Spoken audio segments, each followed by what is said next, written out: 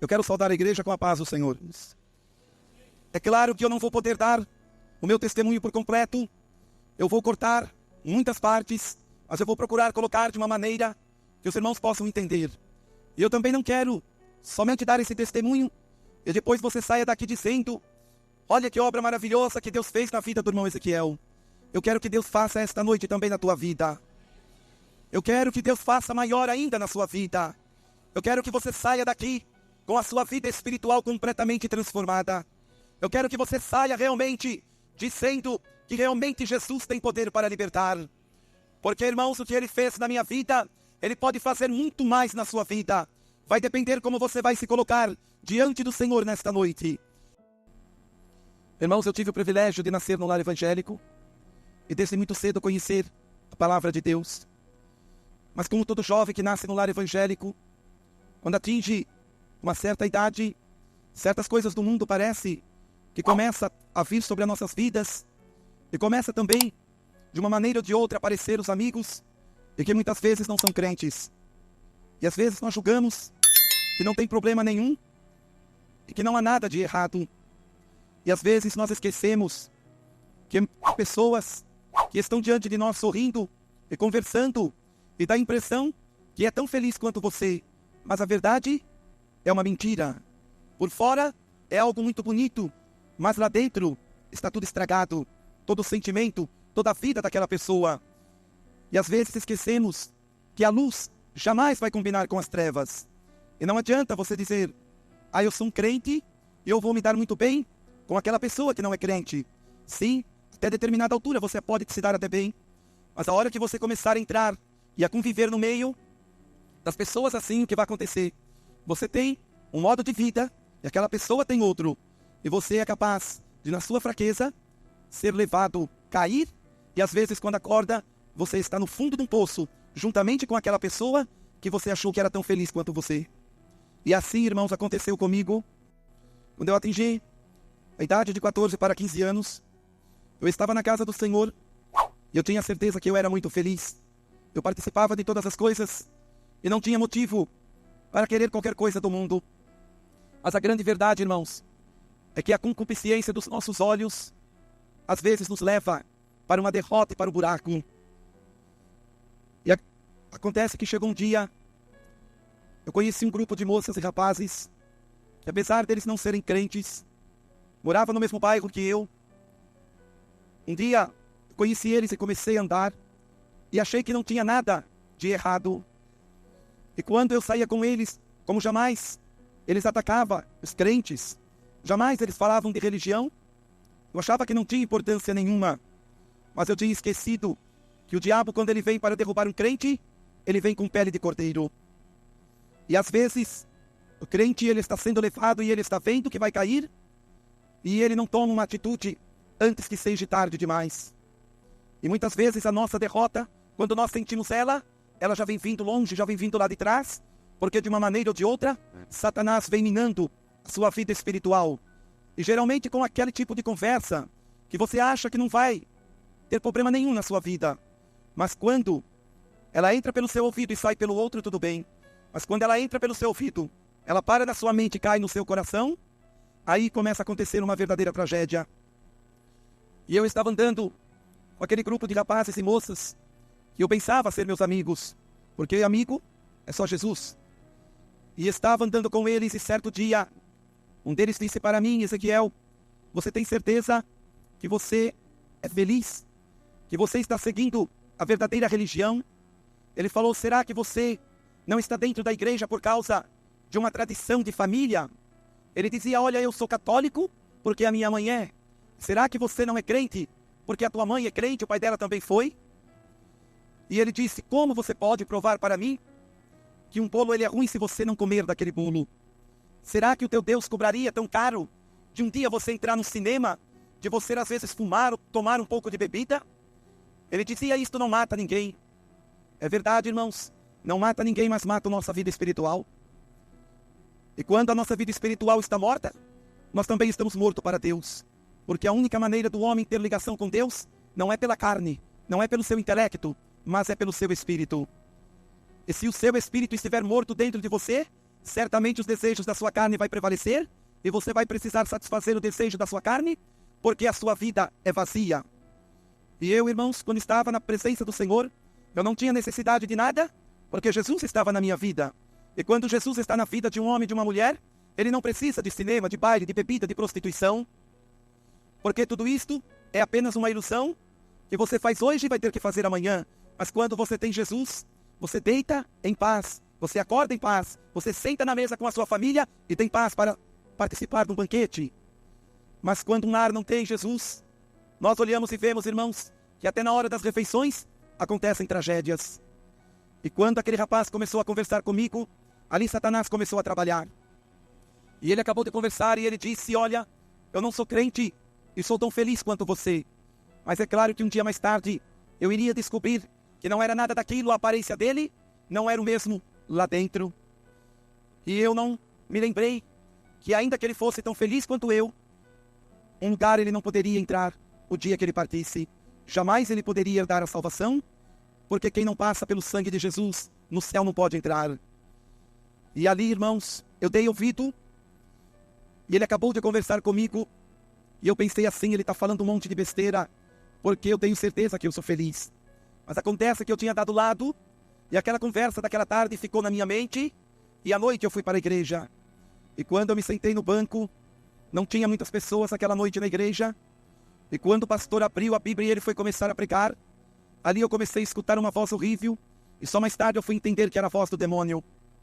E quando o pastor abriu a Bíblia que ele foi começar a pregar, eu escutei aquela voz que disse: mas você está aí sentado? Você está perdendo o seu tempo. Esse pastor vai falar um monte de abobrinha que falou a semana passada. E enquanto os teus amigos estão se divertindo, você está aí, você vai envelhecer aí não é teu lugar. Para servir a Deus, não precisa tudo isto, não. Eu sabia que não podia ser Deus que estava falando, porque eu estava sentindo um arrepio, eu estava sentindo uma coisa horrível perto de mim. E quando aquele pastor começou a pregar, aquela voz conversava, e não deixava eu ouvir a mensagem. E quando o pastor acabou de pregar, acabou o culto, eu fui embora para casa, mas eu já comecei a sentir a opressão maligna na minha vida. E daquele dia em diante, a minha vida não seria mais a mesma, porque eu comecei a mudar, eu comecei a me distanciar da presença do Senhor. Eu comecei a deixar de ter prazer nos cultos de oração. E quando o crente ele não participa do culto de oração, ele já está com a metade da sua vida dentro do buraco. Porque a coisa que o diabo ele vai procurar atacar em primeiro lugar a vida do crente é na oração. Porque ele sabe que é a coluna, é o único meio de ligação com Deus. E quando você não ora, você certamente perde a comunhão com Deus. Perdeu a comunhão com Deus, as trevas vai se aproximando. E ali começou a acontecer isso, irmãos, comigo. E culto após culto, então, era só chegar na hora da mensagem, lá vinha aquela voz maligna começar a falar comigo. E eu começava a passar mal, e não me sentia jamais bem em ouvir falar das coisas de Deus. Quando o ser humano ouve falar das coisas de Deus e ele se revolta, é porque Satanás está trabalhando na vida dele. Porque não existe homem ou mulher que escute falar das coisas de Deus, que ele possa se sentir mal, se ele realmente estiver o seu coração voltado para Deus. Mas, se eu começar a falar de Jesus para você, e você começar a passar mal, é porque existe uma força contrária na sua vida. E ali, irmãos, naquela condição, eu fui enfraquecendo espiritualmente, e continuei andando com aquele grupo de pessoas. E então, certo dia, um daqueles rapazes disse: você já experimentou, Ezequiel, fazer um teste com esse Deus, para ver se realmente ele existe? Eu falei para ele: eu nunca precisei. Ele falou: mas parece que a sua aparência, olha bem como o mundo olha para você. Parece que a sua aparência está mudando. Você parece que tinha um semblante diferente. E parece que agora você vive meio triste, meio esquisito. Tá vendo como o mundo te conhece, irmão e irmã? O mundo ele te julga pela aparência, porque ele não pode enxergar o que está dentro de você. Mas o que tiver dentro de você vai refletir no teu rosto, no teu semblante, viu? Por isso que a Bíblia diz que nós somos como uma luz que resplandece no mundo. E ali naquela condição, ele começou a falar comigo. E como eu já não estava mais sentindo aquela alegria que eu tinha de louvar a Deus, de estar nos cultos de oração, eu sentia que uma coisa esquisita estava trabalhando na minha vida, mas eu não tinha coragem de falar para o pastor ou para a minha mãe, porque eu pensava: qual é a conclusão que eles vão chegar a meu respeito se eu falar? Então eu guardava comigo, e eu não ia receber oração, e eu estava cometendo o meu primeiro erro.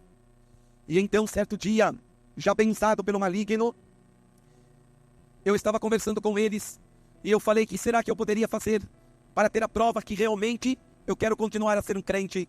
Mas olha bem, irmãos, antes de começar a andar com aquela turma de moças e rapazes drogados, eu não tinha dúvida que eu não precisava de nada.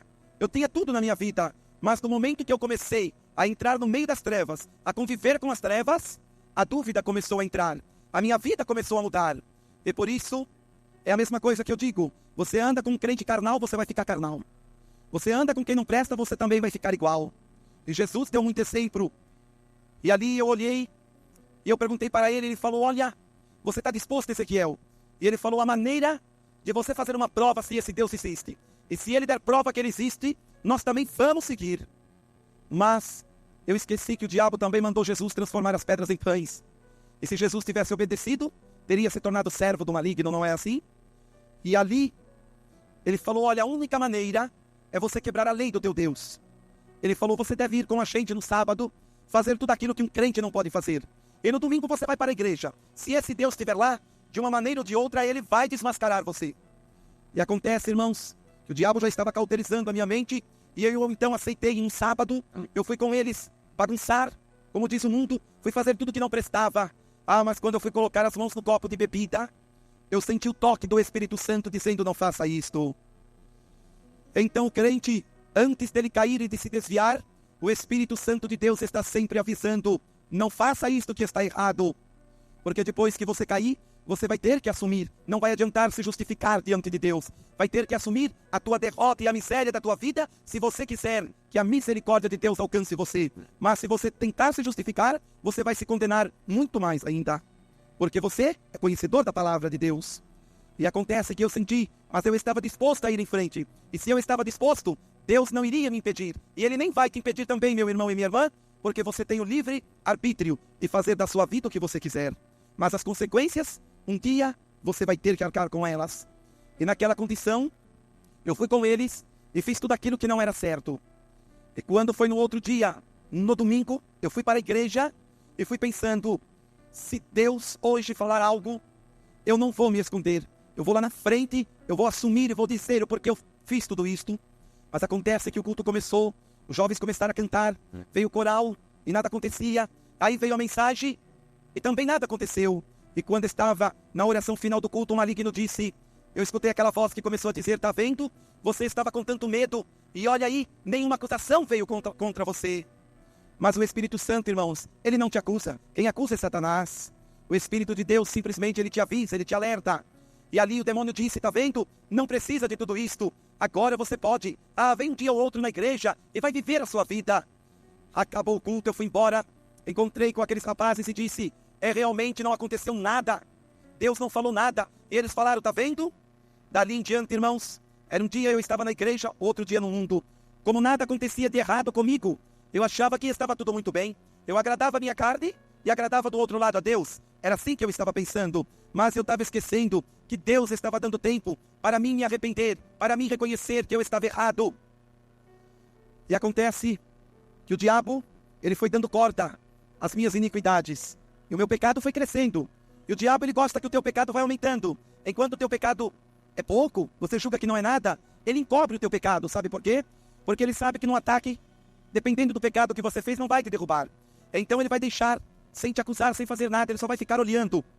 E Deus também vai ficar olhando. Mas lá dentro, o teu espírito está dizendo, está errado. Mas você vai errando. E o diabo vai deixando. E a hora que o teu pecado estiver numa medida, que ele sabe que ele pode te puxar e colocar dentro do buraco, aí então, quando você acordar é tarde. Então é devagarzinho que começa. É de uma maneira oculta que começa a derrota do crente, viu? E ali, irmãos, naquela condição, eu disse para eles, realmente não aconteceu nada. E ali a minha vida começou a piorar. Mas eu estava com a metade para Deus e outra metade no mundo. Mas só que aconteceu uma coisa. Eu comecei a notar que eu fui ficando vazio. Eu fui ficando oco por dentro. Eu já não tinha mais prazer e já não podia nem mais ouvir falar de oração na igreja. Eu já não podia mais nem mesmo ouvir falar de louvor. Mas antes eu até chorava quando eu estava louvando a Deus. E agora já não posso mais nem ouvir falar de louvor e de oração muito menos. Algo está errado. Algo entrou na minha vida. O pecado entrou e começou a fazer um trono. E eu comecei a colocar Jesus para fora da minha vida. E se eu comecei a colocar, ele vai. Porque Jesus é educado demais. E então, ele vai embora, porque ele não vai dividir a tua vida com o pecado. E ali o pecado começou a entrar.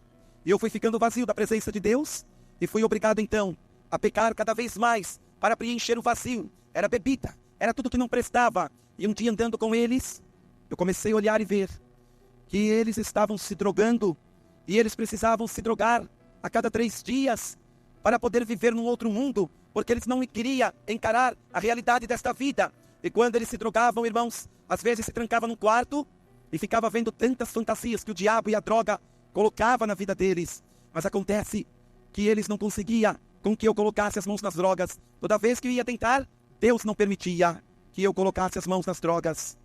Só que eu comecei a olhar e comecei a acordar e ver que aquela felicidade que outrora eles mostraram era uma mentira. Eles precisavam de tudo que não prestava para ser feliz. Então era uma felicidade mentirosa. Aí eu comecei a lembrar e disse, realmente quando eu estava firme com Jesus, eu nunca precisei disto. Aí eu quis voltar. Mas aí como voltar se eu olhei e estava dentro do poço e o diabo estava em cima querendo colocar uma tampa. Aí, irmãos, que é duro. Aí eu queria voltar e não conseguia mais voltar. É como querendo dizer, Deus dizendo, você não queria? Está aí, você escolheu. Você não deixou eu cuidar mais da tua vida. Olha o que o mundo tem para você. Aí quando eu vi que não tinha mais volta, eu falei, não posso continuar nessa situação. Eu vou esta noite, a última noite para a igreja. Vou me despedir de umas pessoas que eu gosto e ali não vou voltar mais. E aquela noite eu fui para a igreja. Mas quando aquele pastor abriu a Bíblia e começou a pregar, não era o pastor da minha igreja, era um pastor de fora. Ele parou e disse, esta noite tem um jovem que veio para se despedir da casa do Senhor. Ele disse, esse jovem esta tarde pensava consigo. E ele dizia, olha jovem, só Deus tem o poder de conhecer o teu pensamento. E você disse, esta noite eu vou para a casa do Senhor, vou me despedir de algumas pessoas e lá não vou voltar mais, porque a tua condição é uma miséria, jovem. Mas acontece que você veio se despedir e Deus vai aceitar. Você quer um mundo, a porta está aberta, você vai ir para um mundo e quando você estiver num sofrimento tão grande, você vai lembrar desse banco duro que um dia você sentou e não soube dar valor. Você pode ir, mas um dia você vai voltar. Irmãos, ali eu senti que era diferente. Aquela palavra era diferente, porque Deus quando está falando, não adianta o homem querer se esconder. Ali, irmãos, eu comecei a tremer no banco. E se eu pudesse, eu tinha entrado debaixo do banco. E o diabo disse para mim, não fica escutando não, levanta daí e vai embora. E quando eu fui levantar para ir embora, Deus travou minhas pernas no banco. Porque Deus, quando começa a falar, você tem que ouvir a sentença de Deus. E ali eu comecei a pensar, eu falei, eu sei que é Deus que está falando. E eu começava a sentir aquele fogo dentro de mim. E eu falei, mas por que Deus deixou eu pecar tanto? E agora na última noite, no último dia, Ele vem e diz para mim. Aí eu não aceitava, aí eu fiquei revoltado. É porque Deus sempre espera a hora, irmãos, que você está bem desapercebido, viu? Quando você está pensando que Deus vai fazer algo, Ele não faz. É a hora que você está bem despercebido, é que Deus vem e faz aquilo que tem que fazer na sua vida. E ali eu estava recebendo a sentença.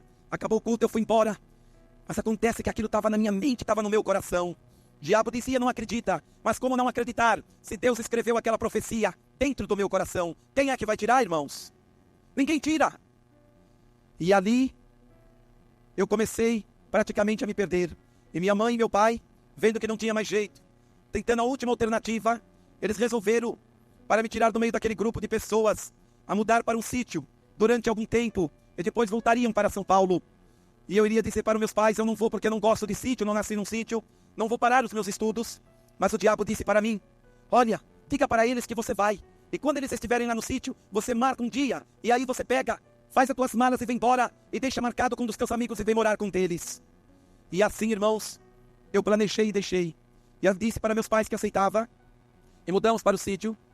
E quando chegou ali, perto do dia de eu ir embora e fazer minhas malas, eu estava muito contente. Minha mãe pensou que eu tinha me acostumado com aquele lugar, mas era um engano. Eu estava enganando e mentindo para minha mãe e meu pai, mas não estava enganando a Deus.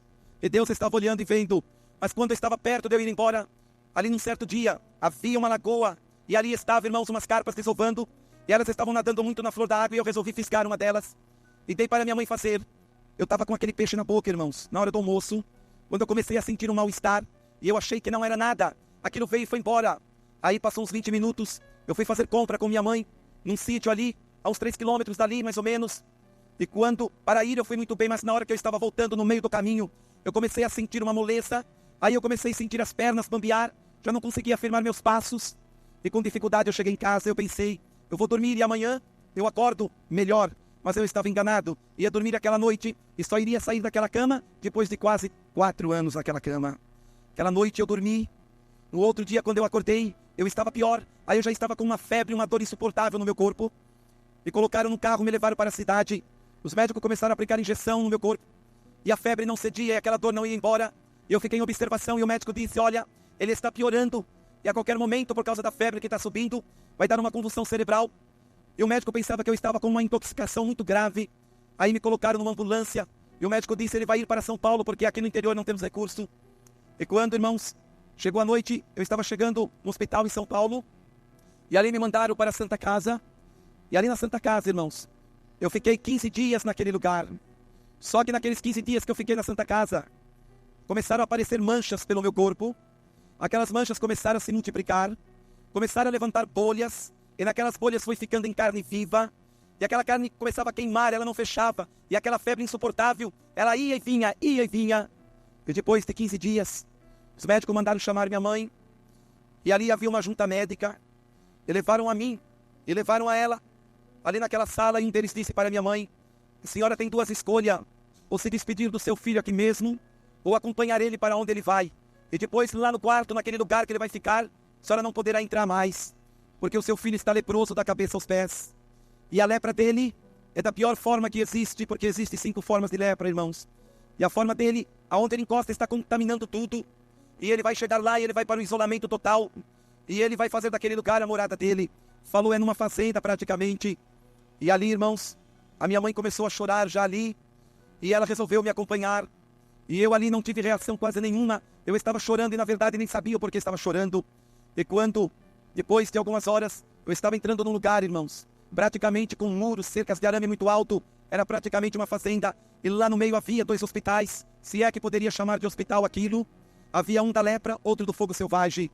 E ali, irmãos, quando eu cheguei logo na porta, o motorista disse, olha, Ezequiel, você jamais tente fugir daqui, porque existem esses cães que são soltos à noite, para vocês não fugir, porque é melhor que um de vocês morra, do que vocês fugirem e contaminar a sociedade toda. E quando eu estava ali na porta, veio um médico me receber, irmãos. E o médico disse para minha mãe, a senhora pode se despedir do seu filho aqui mesmo. E quem diz depois de tirar a minha mãe dali, ali eu comecei a chorar, ela também. Mas eu comecei a chorar, eu não sabia se chorava porque não iria ver mais a minha mãe, ou se porque eu iria entrar naquele lugar e não iria sair mais. E quando eu comecei a caminhar por aquele corredor, irmãos. Quando eu comecei a caminhar por aquele corredor, não é luzes como esta que o leproso não podia ter. Era uma luz bem fraquinha, bem escura, vermelha. Por causa das drogas que o leproso toma, poderia prejudicar as suas vistas. E quando eu comecei a andar por aquele corredor, o médico disse, olha, Ezequiel, não olha para os quartos. Não olha para os quartos. Mas acontece que eu comecei a olhar, irmãos. Mas quando nós estávamos andando pelo corredor, eu comecei a sentir cheiro de carne podre. E o médico disse que era da própria doença e que não podia se fazer nada. E quando eu comecei a olhar para os quartos, eu comecei a ver pessoas sem braço, pessoas sem pernas, pessoas sem o nariz, sem os olhos. Eu olhei para uma moça, ela não tinha as 2 pernas, ela não tinha os 2 braços, não tinha os 2 olhos. Estava vegetando ali em cima daquela cama, esperando somente o tempo de partir. Eu via pessoas chorando, pessoas gritando, diante da dor, diante da doença. Aquelas drogas eram aplicadas, morfinas que era dado para canceroso, era aplicada em cima do leproso, porque quando a doença vai entrando no estágio final, ela começa a atingir o sistema nervoso e vai praticamente atrofiando as mãos, as pernas, os dedos, assim vai ficando assim, olha, e a dor é tão terrível que você começa a gritar. E eu via pessoas clamando a Deus, pessoas clamando ao diabo, clamando a Maria, ao Antônio, a tudo o que você imagina. Havia uma mulher que ela dizia para o médico, eu preciso sair daqui, porque eu tenho uma filhinha de 4 meses, eu preciso amamentar. E o médico dizia, cala sua boca, porque a sua filha já está com outra pessoa. E a ordem aqui, só pode a sua família ver quando você sair no caixão. E aqui é um lugar de isolamento. Se talvez você não estivesse com infecção tão terrível no seu corpo, você não estaria neste setor. E ali, irmãos, quando eu estava caminhando, o médico disse para mim, olha, Ezequiel, o máximo que você tem é 1 ano a 1 ano e 2 meses de vida. Você não tem mais do que isto, porque a tua doença, ela já está muito adiantada demais. Já está muito adiantada e já está atacando certos órgãos do seu corpo por dentro. E eu comecei a ver aquelas pessoas chorando, irmãos. Aquelas pessoas clamando. Eu vi um rapaz que ele estava no estágio final da doença e ele queria ver os seus pais. E os médicos ali nada podia fazer. E quando eu estava caminhando, eu comecei a chorar e o médico falou, eu não te avisei, Ezequiel, para não olhar para os quartos. Agora você segue em frente, porque você não vai ter nem prazer de estar perto de uma outra pessoa. Falou, seu destino é mais triste, você vai ter que ficar sozinho, porque a tua lepra está terrível. Você vai para o isolamento. E eu fui levado, irmãos, para o andar de baixo. E ali eu cheguei num quarto muito pequeno. Ele disse, aqui vai ser a sua morada. Eu olhei, só havia uma cama. E ele dizia, olha, não tem mais nada aqui dentro, que é para você não tentar se matar. E eu disse, doutor, eu não quero me matar. Ele falou, mas quando você estiver com a doença mais adiantada, você vai preferir a morte. E quando eu entrei naquele quarto, irmãos, que eu deitei naquela cama, ali, irmãos, começou a passar as semanas, começou a passar os meses. De 75 quilos eu vim para 20 quilos. E ali, no começo da doença, eu andava pelo corredor, o chinelo ficava no corredor, e eu só percebia quando chegava na cama, porque a lepra, ela tira a sensibilidade. Tanto faz você colocar a mão dentro da água ou no fogo, é a mesma coisa, você não tem mais tato, você não sente. E era assim que acontecia. E por causa disso eu queria sentir as coisas e não sentia. Eu ficava revoltado, eu começava a chorar e gritar lá. E ali a doença, aquelas feridas, elas vai aumentando, e o bacilo da doença vai comendo, irmãos. E nas minhas pernas, ela começou a varar de um lado para o outro. Ela foi destruindo veias, foi destruindo nervo, foi destruindo tudo. Nas minhas costas ela começou a fazer um buraco terrível. Nas minhas mãos ela começou a atrofiar assim. E quantas vezes eu queria, às vezes, virar ali um papel ou qualquer coisa, eu já não podia mais. E às vezes eu me curvava para a parede. Eu chorava dia e noite naquele lugar, porque na verdade eu não queria morrer. Eu queria ver o meu pai e minha mãe, e às vezes eu não podia ver. Eu queria uma palavra de consolo lá dentro. E cadê os amigos? Nesta hora não tem amigos. Nesta hora só tem uma grande verdade. Só tem a morte diante de você. E aí não tem amigo, não tem parente, não tem dinheiro, não tem posição que vai te livrar do poder da morte.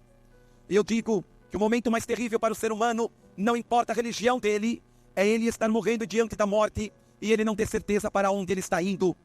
E porque quem não tem Jesus, ele não tem certeza para onde está indo. E eu sempre digo que o que estiver perdido aqui nesta vida, do outro lado da sepultura vai continuar perdido. Nem vela, nada mais vai poder nos levar para o céu. Se aqui nós fizermos o que não agrada a Deus, vamos para o inferno do outro lado. Enquanto vivemos aqui, irmãos, é para preparar a nossa eternidade. E muitos têm jogado a sua eternidade por tão poucos anos de vidas vivendo aqui, participando de tudo que não presta e nunca quer Jesus. É por isso que às vezes as famílias estão assoladas, cheias de doença e de feitiçaria, e nada dá certo, porque o Jesus desta Bíblia não está dentro deste lar desta vida. E ali, naquela condição, eu fui piorando, e às vezes, irmãos, eu olhava pela fresta assim da minha porta, os leprosos faziam filas, e vinha um médico com uma agulha, mas uma agulha bem grande. Ele chegava assim nos dedos do leproso e dizia, você está sentindo? O leproso dizia não. E aqui você está sentindo? O leproso dizia não. Ele falava, então fecha os olhos. Ele pegava uma tesoura cirúrgica e cortava os dedos do leproso a sangue frio. E o leproso não sentia dor nenhuma, porque a doença já tinha destruído todo o sistema nervoso por dentro. Então estava tudo podre. E quantas vezes, irmãos, o leproso ele morria de tarde, mas eles não tiravam o corpo ali. Sabe por quê? Porque eles não queriam que os outros leprosos vissem, para não ficarem realmente ali chocados. O leproso morria, e então ele chegava, colocava uma placa naquele quarto, dizia que estava proibido toda a entrada, e quando era de noite, eles entravam e já colocavam o corpo do leproso dentro de um caixão, e eles passavam pelo meu quarto, que era lá embaixo, que era o último quarto de saída para o fundo daquele leprosário. E quantas vezes eu olhei e eu vi sair 3, 4, 5, 6, 7 caixões por dia. E às vezes, quando eu via aqueles caixões passar, eu corria para a minha cama e eu chorava. Eu buscava Deus porque eu não queria morrer, mas a doença estava sendo mais forte do que tudo. Ali sabe o que aconteceu, irmãos? Quando eu comecei a entrar no estágio final da doença, ali num certo dia eu comecei a ver que eu estava indo embora. Os médicos correu e viu que eu estava entrando já praticamente em estado de coma. Eu já comecei a não enxergar mais nada. É por isso que quando alguém está na UTI, eles não deixam entrar. Porque você está em estado de coma, mas a mente está trabalhando. Tudo aquilo que você conversar perto, a pessoa ela está escutando.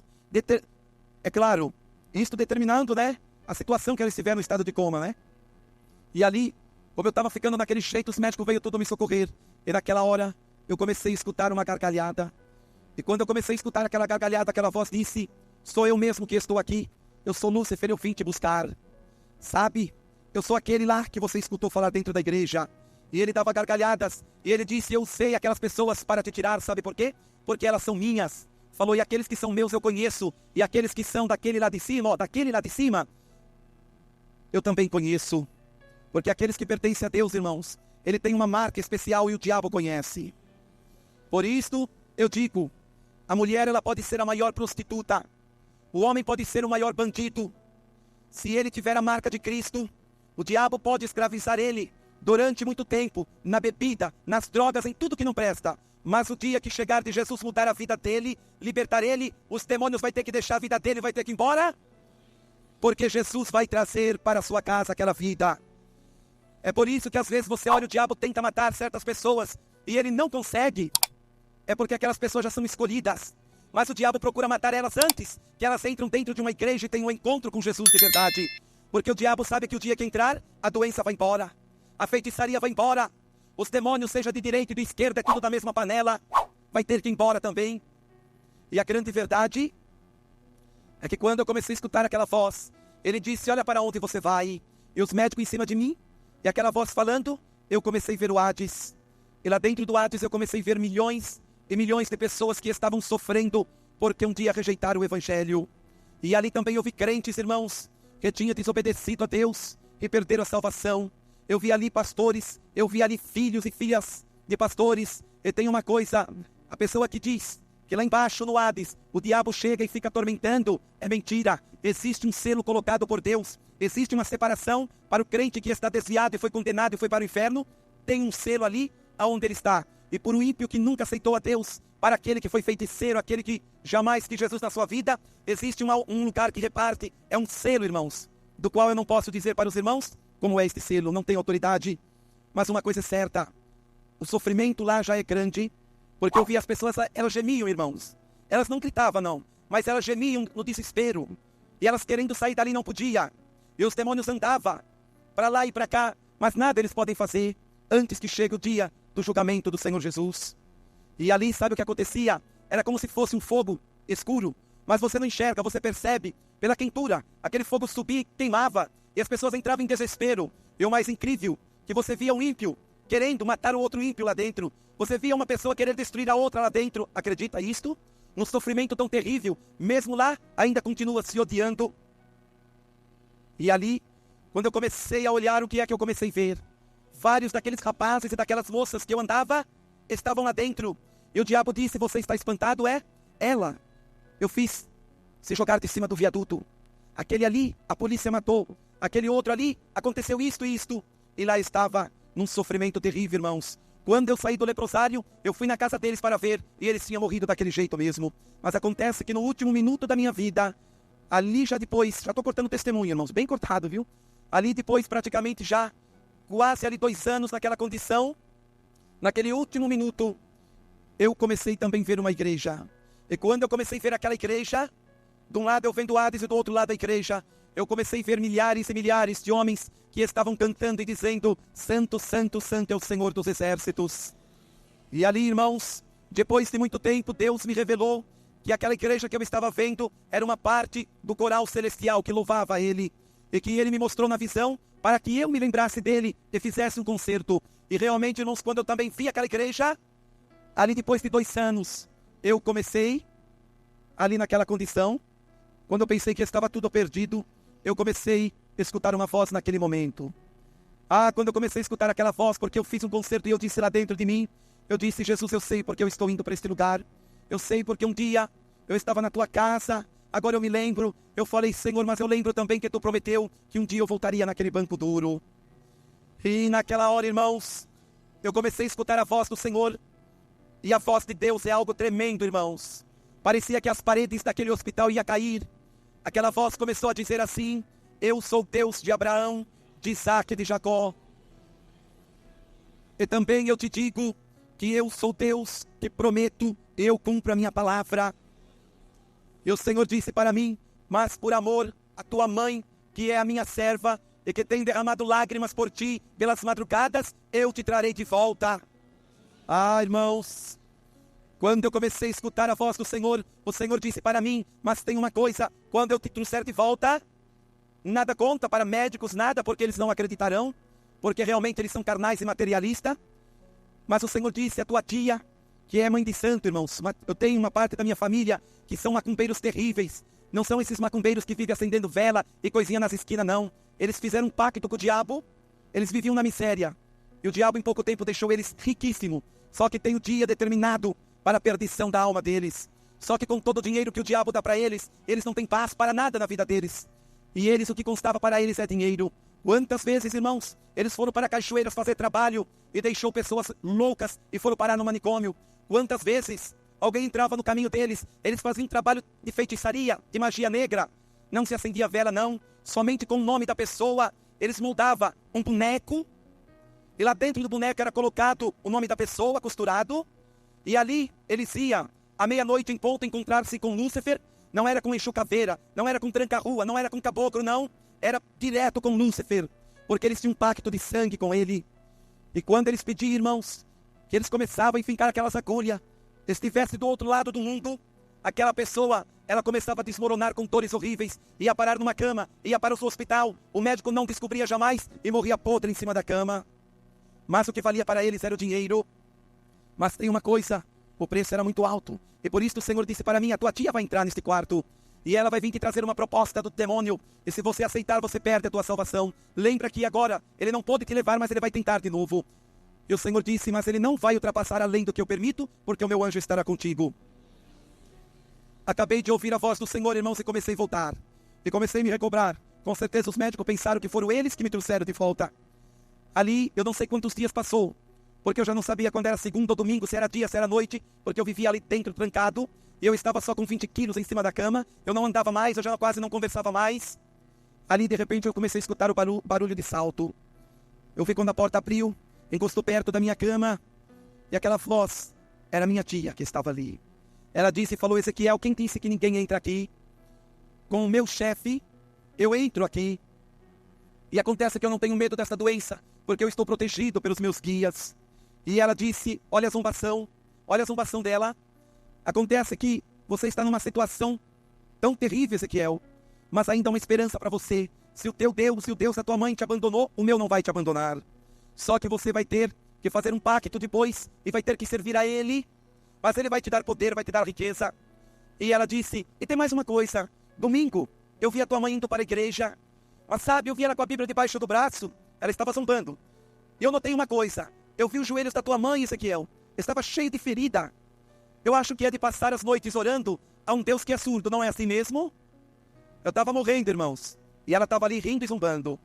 Só que o que ela tinha esquecido é que aquele Deus surdo da minha mãe já tinha falado comigo antes dela chegar lá. Então, se o Deus da minha mãe era surdo, o dela era cego. É ou não é? Porque não viu que o Senhor tinha falado comigo? Eu sempre digo, irmão, Satanás está sempre um passo atrás, quando ele pensa que está um passo à frente. Dali ela falou, agora nós vamos te levar para um trabalho no terreiro, conseguimos autorização especial dos médicos, você já está podre mesmo, perdido mesmo, e estava mesmo, irmão, estava cheirando ruim, não tinha mais jeito. Me colocaram lá numas roupas, e quando eu olhei, eu estava sendo carregado, entrando dentro de um terreiro, e um trabalho especial para mim. Lá estava Lúcifer já incorporado, num pai de santo me esperando.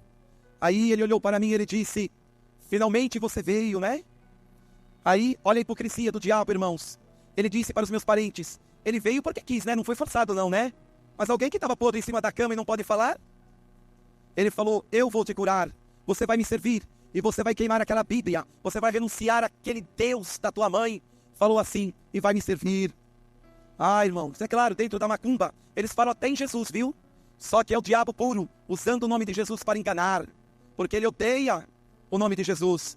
Mas ele tem que usar, porque se para determinadas pessoas ele falar que Deus não presta, que Deus é isto, ele jamais vai enganar. E então ali, ele fez em volta de mim um círculo com pólvora, ele tacou fogo e ele ficou olhando. Se queimasse para fora, certamente não teria jeito. Se queimasse para dentro, era uma coisa diferente. Deus estava me dizendo. Só que tinha uma coisa, eu estava notando ali. Quando ele começou a conversar comigo, eu notei uma coisa. Mais outro erro do demônio, irmãos. A mesma voz que falava comigo na igreja, a mesma que falou comigo quando eu estava morrendo no hospital, era a mesma que estava falando dentro do terreiro de macumba. Então, ele nem sequer para mudar a sua voz ele conseguiu. E ele não estava percebendo. E Deus me mostrou claramente. Ali ele pegou, ele falou assim, agora me dá uma bandeja de pipoca. E uma pipoca estourada, irmãos, começou a jogar no meu corpo. E mandou pegar cada grão de pipoca do chão e colocar numa outra vasilha de plástico. Aí ele pediu um punhal. E ele falou, você quer ver a minha força? Começou a enfincar no meu calcanhar e foi empurrando, empurrando. Quando eu olhei, tinha varado no dedão do pé. E ele falou, tá vendo, você não sentiu dor? E não saiu sangue dos seus pés. Mas quando ele falou, eu fico nervoso, olha o que acontece. Ele puxou. Quando ele puxou, aquele sangue começou a sair. Aí ele disse, pega o sangue dele. Agora pega velas assim. Agora pega esse punhal. E eu quero vocês, 9 horas da noite, no cemitério da Vila Formosa, que os irmãos sabem que é o maior cemitério da América Latina, lá em São Paulo. É um cemitério tremendo. Falou, eu quero vocês no cruzeiro. E lá, irmãos, no centro daquele cemitério, o cruzeiro, é uma cruz com quase 20 metros de altura. Por isso que a Bíblia diz que quem carrega a cruz na parede ou no pescoço, está carregando maldição na sua vida. Porque Jesus carregou tudo que não prestava na cruz. Então eu sempre digo que é melhor carregar o Jesus, que morreu na cruz e está vivo, lá dentro de nós, do que colocar um Cristo crucificado com mais de 1 quilo aqui no pescoço, como eu vi aquele pai de santo fazer. E ali, irmãos, o demônio gosta demais da cruz, sabia?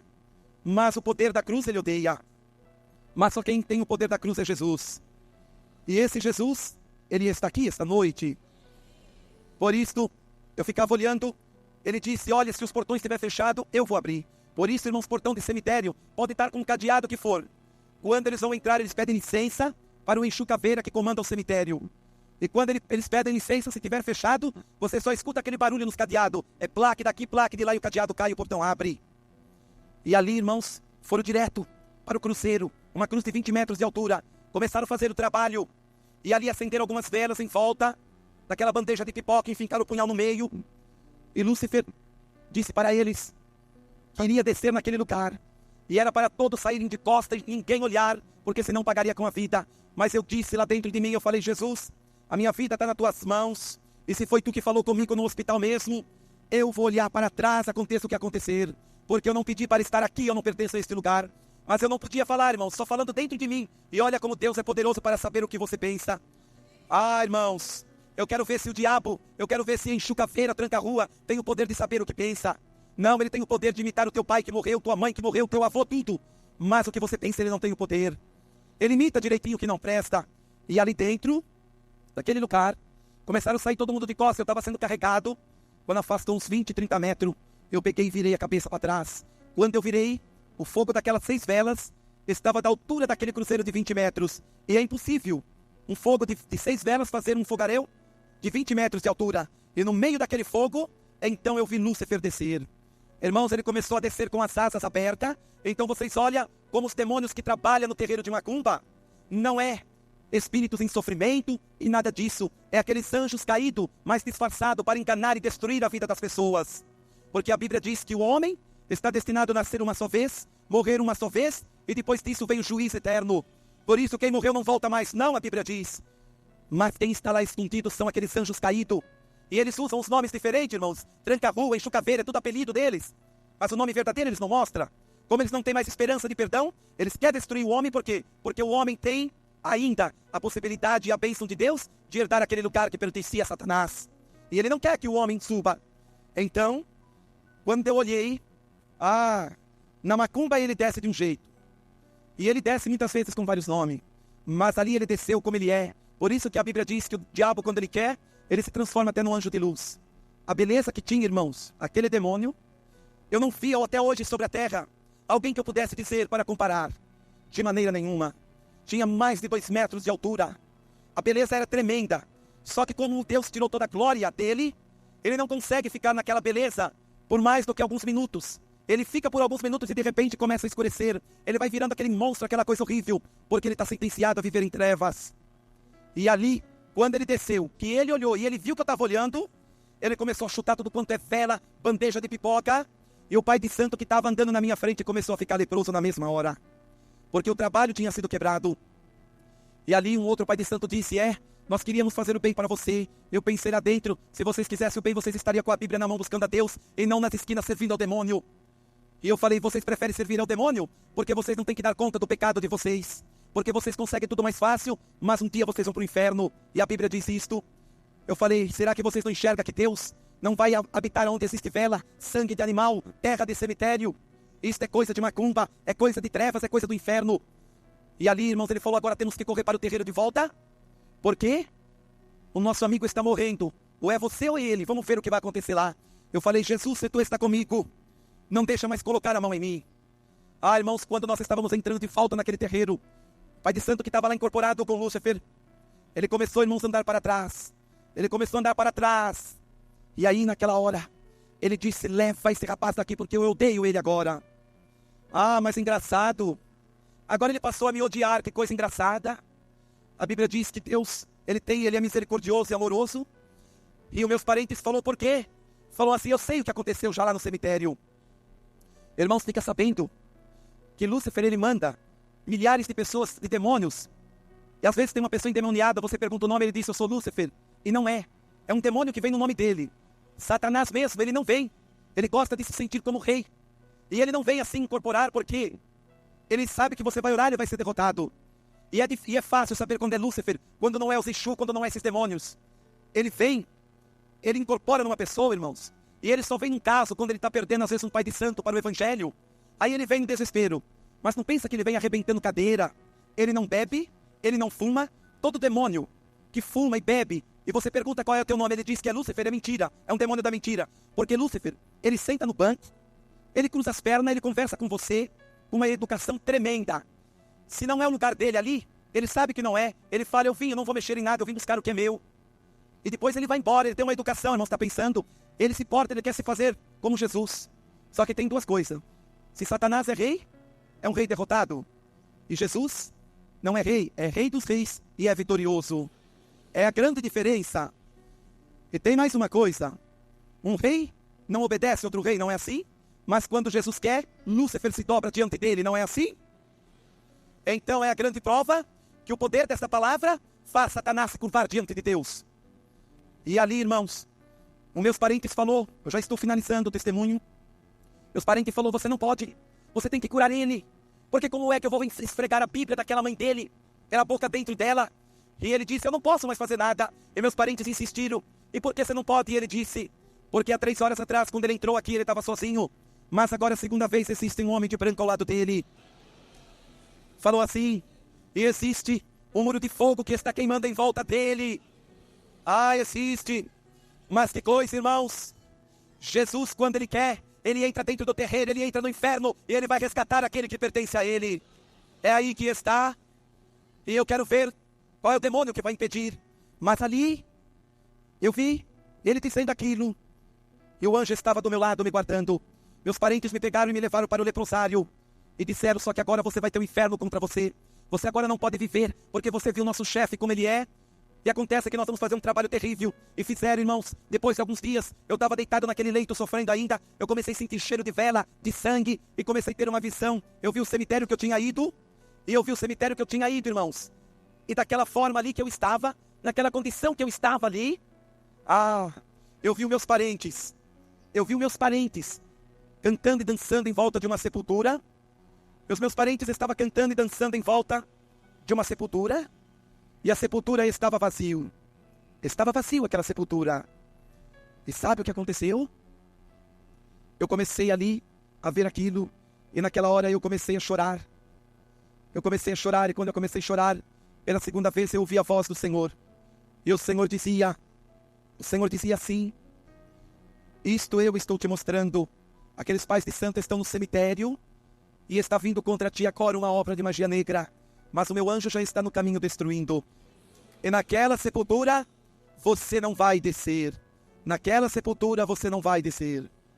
Só que eu disse, lá dentro de mim não podia falar, eu falei, Jesus, só que eu não quero mais viver. Eu só quero a salvação. Eu não aguento mais o sofrimento. Eu não aguento mais tudo isto.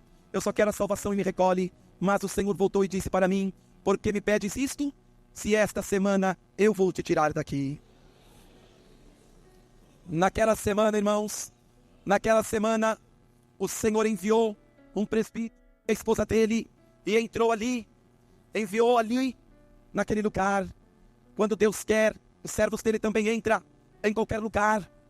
Eles entraram e falou, irmão Ezequiel, você não nos conhece, mas o Senhor te mostrou num sonho para minha esposa, e mandou te procurar, e nós não te achávamos, e fomos em vários lugares, mas o Senhor disse, vai em tal lugar assim, e ele estará lá, e nós chegamos aqui hoje, e é você que estamos procurando. Eles colocaram as mãos e oraram, e foram embora. E a mão, irmãos, de um homem de Deus, quando está ungido, é coisa tremenda. Irmãos, é coisa tremenda. Quando acabou de orar e foi embora, me perdoe a expressão, mas é a verdade, começou a me dar vontade de vomitar. Eu falei, vomitar o quê? E comecei a vomitar sangue podre. Quando eu acabei de vomitar, tinha vomitado quase 5 litros de sangue. E ali eu fiquei de uma tal maneira que os médicos pensaram que eu tinha ido. Mas daqui um pouco eu comecei a me mexer. E quando for, irmãos, ali fazer exames em mim na mesma hora, porque não se conformava que eu tinha colocado tanto sangue para fora, e eu comecei a voltar, e eles foram me examinar. Eu estava com outros 5 litros de sangue limpinho dentro do meu corpo. Eu quero dizer que aqueles médicos começaram a ver Deus fazer um milagre diante dos olhos deles. Ah, irmãos, se esses médicos, eles se curvassem diante de Deus e falassem: ó Deus, nos dá a direção para acharmos a cura para o câncer, para a AIDS e para tanta doença que assola a humanidade, eles já teriam encontrado. O erro dos médicos é que eles querem o lugar de Deus. Eles querem ser semideuses e no fim não conseguem fazer nada. Ah, mas se a ciência andasse junto com esta palavra, o mundo seria diferente. E naquela condição, ali eu comecei a me recuperar. Os médicos em cima de mim não se conformavam. Depois de alguns meses, eu estava ganhando pela primeira vez a oportunidade de passar 10 dias em casa. E quando eu fui para minha casa, no primeiro dia, irmãos, o Senhor disse para mim: vai entrar um rapaz por esta porta. Vai entrar um rapaz por esta porta e vai te convidar amanhã, vai te convidar sábado para ir dar o testemunho do que eu fiz na tua vida. Na igreja dele vai. Mas eu pensei, eu falei: como eu vou? Com as minhas mãos deformadas, com meu rosto deformado, meu nariz, minhas orelhas, minhas pernas? O Senhor disse: eu sei o que pensas, viu? Mas eu sou um Deus que não faço minha obra pela metade. Quando subir naquele púlpito, não estará assim. Se você é um crente carnal, talvez o diabo está dizendo para você: será que é verdade? Você vai continuar doente do mesmo jeito esta noite, viu? Se você não tem fé para crer que Deus faz muito mais do que isto, para que esta Bíblia está na tua mão, hein? Para que está na tua mão? Hã? Ah, se você não crê, o que será da tua vida, irmão? Se você não crê que Deus ele fez isso na minha vida e pode fazer na tua família, é melhor você rasgar esta Bíblia e renunciar a Jesus, viu? Porque o Jesus desta Bíblia é para você crer, é para você realmente ver o milagre acontecer. Porque o Jesus desta Bíblia, ele faz maravilhas. E se ele não fizer, é porque a tua vida está desconcertada. Por isso, ali, irmãos, aquele rapaz veio sim na minha casa. Aí ele não enxergou a condição que eu estava, Deus não deixou. Porque senão ele jamais me convidaria, porque eu estava deformado. E eu perguntei para ele quando é para mim estar lá. Ele falou: sábado. E eu falei: Jesus, agora é contigo. E eu falei: eu vou estar lá sábado. Terça-feira eu estava do mesmo jeito. Quarta-feira do mesmo jeito. Quinta-feira do mesmo jeito. E mais uma vez a incredulidade estava entrando dentro de mim. Eu pensei: Deus fez aquilo só para me testar, mas eu vou continuar assim mesmo. Mas eu já estava satisfeito porque eu sabia que eu iria viver. Já não me importava mais a beleza física. Mas quando foi sexta-feira, 10 horas da noite, começou a cair um sono tão pesado sobre mim, eu não aguentei dormir. Quando eu acordei era 4 horas da manhã, mas quando eu acordei eu senti que as minhas mãos mexiam. Aí eu levei minha mão ao rosto, cadê aquela deformação? Eu levei a minha mão às pernas, cadê aqueles buracos terríveis? Eu levei as minhas mãos às costas, cadê aquelas feridas? Ah, irmãos, eu levei a minha mão sim, a minha orelha, o meu nariz, e cadê aquelas deformação? E eu comecei a tremer, eu comecei a ficar ali mesmo até com medo. Eu falei: algo tremendo aconteceu. E eu me levantei, me sentei diante assim da penteadeira.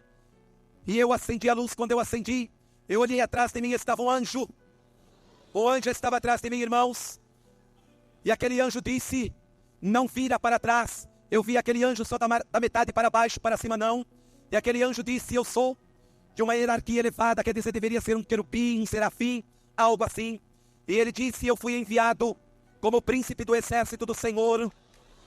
E ele disse: fui eu que fiz esta obra no teu corpo durante estas horas.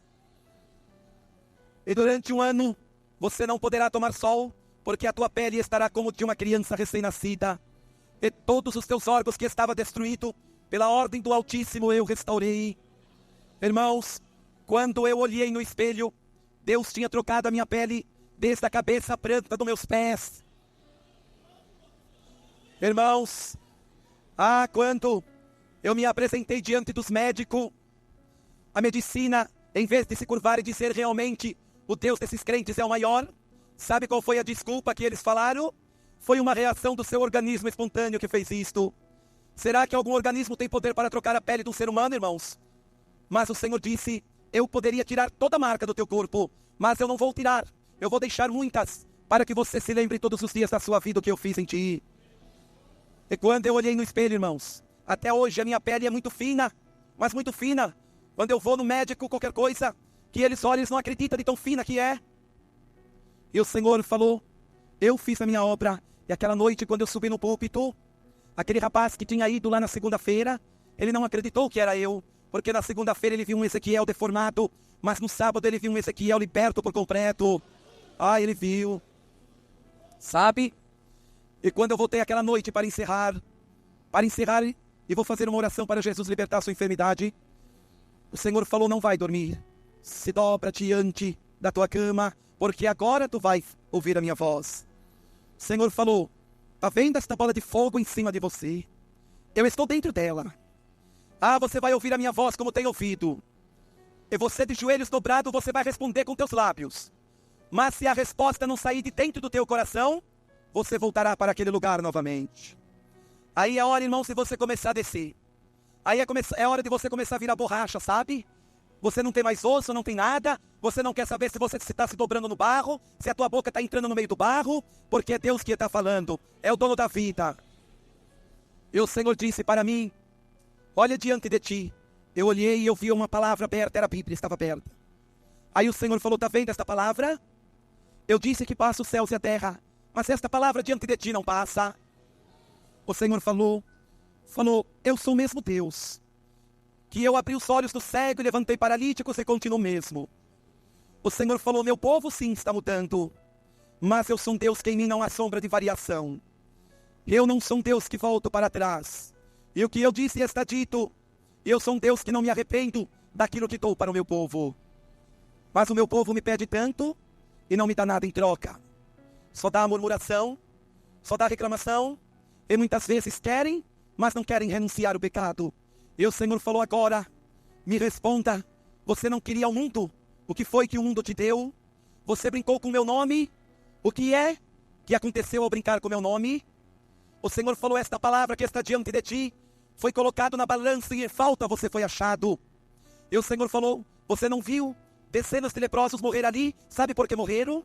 Porque não existia uma mãe e um povo que estava clamando a mim por eles, mas as suas mães e os seus pais estavam clamando nos terreiros de macumba e nas esquinas e diante da idolatria, por deuses que não podem responder, por isso vão morrer, porque eles não querem a mim, eles querem a idolatria, eles querem ao Deus que não pode acusar dos seus pecados, que não pode mostrar a sua miséria, que não pode dizer o porquê está assim. Sabia disto? E o que acontece, irmãos? Fica em pé, igreja, fica todos em pé. Sabe o que acontece também nesta cidade de Brasília? O que está acontecendo aqui neste lugar? É uma guerra espiritual tão grande aqui. E sabe o que está acontecendo? Crentes não falta. O que está faltando é o poder de Deus na vida de muitos crentes. Sabe? O que está faltando é o poder de Deus na vida de muitos deputados que carregam o nome de crentes, mas no entanto são mais feiticeiros do que aqueles que estão no terreiro de macumba. Sabe por que as decisões econômicas desse governo em Brasília dá tudo errado? Porque para abrir as portas para um pastor pregar é a coisa mais difícil, mas para ir no Vale do Amanhecer, para trazer macumbeiros da Bahia, as portas daquele congresso estão abertas e as portas ali daquele tribunal de justiça e daqueles ministérios estão abertas. E a verdade, sabe o que é? Você chega naqueles gabinetes, cadê uma Bíblia aberta? Mas aí você vê a marca da nova era em todo quanto é lugar, você vê cartomantes, você vê eles buscando horóscopo, você vê tanta coisa. Mas ao Deus desta Bíblia, eles não se curvam para dizer, ó Deus, estamos perdidos, estamos sem direção, porque estamos em trevas. É noite de você crer no poder desta palavra, porque não serviu a mim o Senhor dos céus e da terra. E aí você fala, mas que Deus é este? Esse Deus é injusto. Mas você vai ver a quem eles têm clamado aos deuses estranhos, que são demônios, e muitas vezes eles nem sabem que são demônios, e não existe alguém lá para pregar este Jesus de verdade muitas vezes. E aí, vem a miséria, vem a fome e vem a desgraça, porque esta palavra é que purifica e santifica o nome do Deus Altíssimo. Amém? Canal Semeando Vida. Deus dá o crescimento à semente que é plantada em terra boa. Deixa aqui o seu comentário, se inscreva no canal e ative as notificações para receber mais conteúdos que irão abençoar a sua vida. Até a próxima e fiquem com Deus.